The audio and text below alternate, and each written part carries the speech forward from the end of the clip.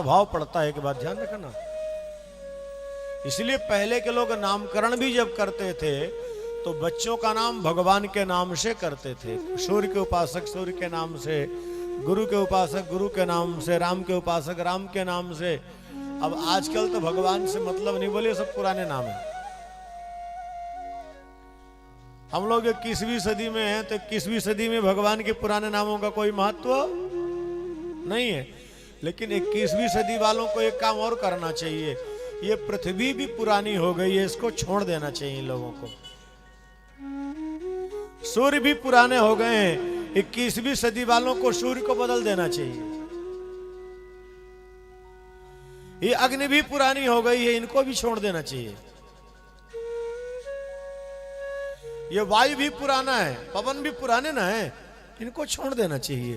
भाई 21वीं सदी में जी रहे हैं, भगवान के पुराने नाम बेकार हो गए, पुरानी संस्कृति बेकार हो गई, हमारे सभ्यता बेकार हो गई, हम पाश्चात्य संस्कृति में जा रहे हैं अपने आप को होशियार मानकर। हमारे देश में अंधकार किस दिशा से आता है? बोलिए, पश्चिम से। और प्रकाश कहां से आता है? विदेश के लोग क्यों फल रहे हैं? विदेश के लोग संस्कृति अपना रहे हैं पूर्व की, और भारत के लोगों की दुर्गति क्यों हो रही है? ये संस्कृति अपना रहे हैं पश्चिम की। गलत है क्या? हम लोग नया वर्ष मनाते हैं जब मध्य निशा होती आसुरी बेला में, और विदेश के लोग नया वर्ष मनाते हैं जब सूर्योदय होता है। क्यों? जब वहां सवेरा होता है तो यहां रात्र होती है। नया वर्ष का स्वागत हम जब करते हैं तो नए वर्ष के स्वागत में अंधकार का स्वागत हो रहा है कि प्रकाश का हो रहा है? किसका हो रहा है? और 11 से 3 के बीच में कोई भी कार्य करोगे वो सब आसुरी कार्य में आता है। इसीलिए रात्रि 11 से 3 के बीच में भोजन करने वाला मानव अगले जन्म में असुर योनि को प्राप्त करता है।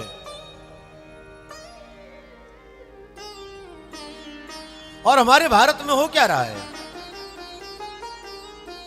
हम स्वागत करते हैं तो आसुरी बेला का करते हैं ना। शिक्षा के जगह जगह मंदिर खुल रहे हैं, जगह जगह बोर्ड लग रहे हैं, जगह जगह प्रचार। किसी की सरकार आए बोले हम शिक्षा में बड़ा विकास किए हैं। अरे काहे का विकास कर रहे हो भाई? मानव के अंदर जो संस्कार है वो तो भ्रष्ट होते जा रहे हैं। पहले शिक्षा कम थी लेकिन बहन बेटियां हमारी ज्यादा सुरक्षित थी कि नहीं थी?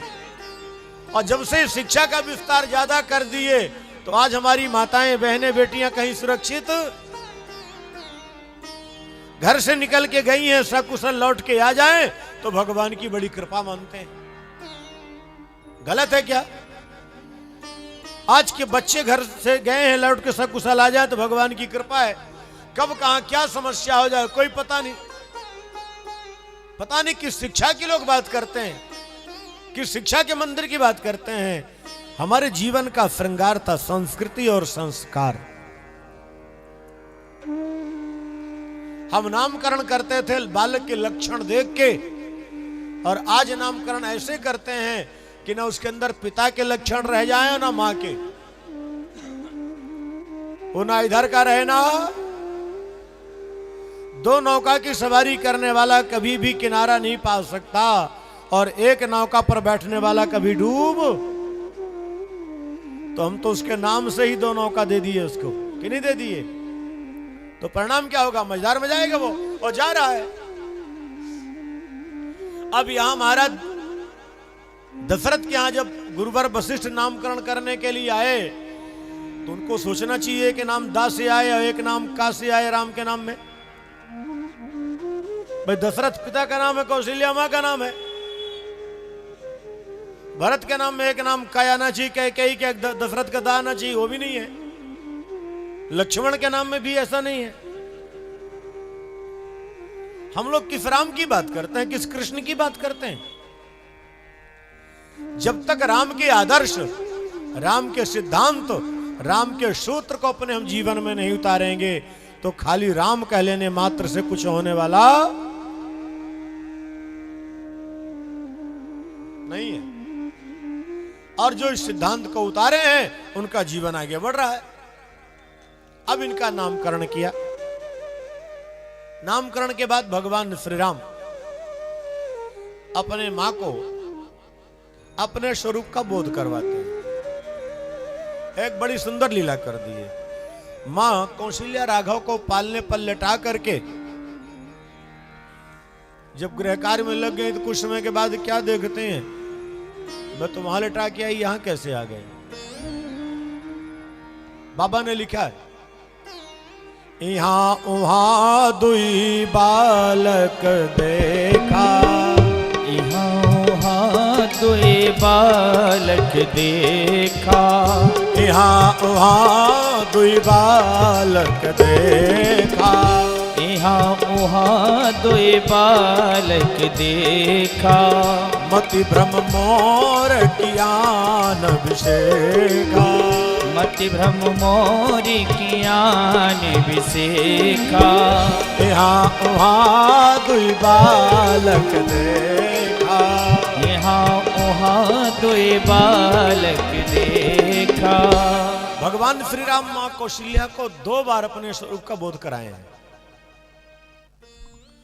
लेकिन दशरथ जी को यह सौभाग्य नहीं मिला। जैसे प्रभु श्री कृष्ण जो सौभाग्य यशोदा को प्रदान किए हैं वो नंद और देवकी को नहीं दिए।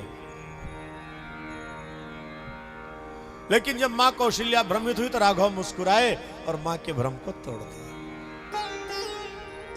एक बार महाराज दशरथ प्रभु श्री राम को गोद में लेकर के बैठे हुए थे। राम को गोद में लेकर के अनमनस्क उदास बैठे थे। कैकेयी की दृष्टि पड़ गई। कैकेयी समझ गई महाराज की उदासी का कारण क्या है। कैकेयी गई कौशल्या के पास, बहन आइए। कौशल्या बड़ी भोली भाली थी। कौशल्या मां को बैठा दी महाराज दशरथ के बगल में। बोली क्या कर रही? बोले बैठिए। भरत को लेकर के आई और लाकर कौशल्या के गोद में रख दी। बहन आज के बाद ये जो भरत है आपका बेटा है, और दशरथ की गोद से राम को अपने गोद में ले ली। बोले महाराज राम मेरा बेटा है।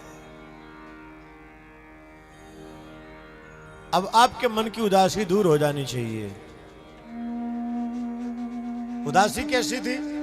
राम को देखने के बाद महाराज दशरथ की इच्छा थी कि युवराज पद तो राम को देना चाहिए मुझे, लेकिन कैकेयी के पिता को मैं वचन दे रखा हूं